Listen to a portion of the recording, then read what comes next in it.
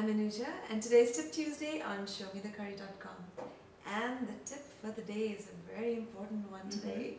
A lot of times what happens is we forget to soak our beans.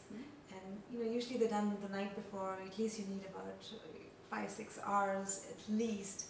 And what happens is you forget to do it at night. You're too tired, or you haven't planned ahead, or you have guests. So here's a tip to do some quick soaking for the beans. Right. So fast forward in that process, and especially if you don't have canned beans or rajma or any of those things at home. And a lot of times this is, it deals mainly with your bigger beans like rajma, kidney beans, or chana, which are your garbanzo beans. Any of those beans that are really big that, they take forever to soak. So all you have to do is you just wash them like you normally would soak your beans. You wash them and you put them in water in a saucepan and crank up the heat and bring it to a boil.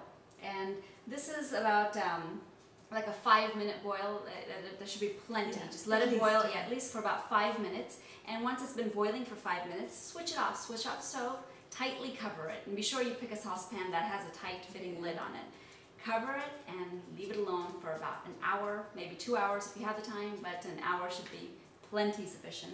And then when you open it up after an hour, you'll be right at the point that the beans have been like soaking overnight. And you're at that exact point. And then from then onwards, you can carry forward and go on with your recipe. Yes, and you can have that cool look like you're a very well-planned person and shock everyone.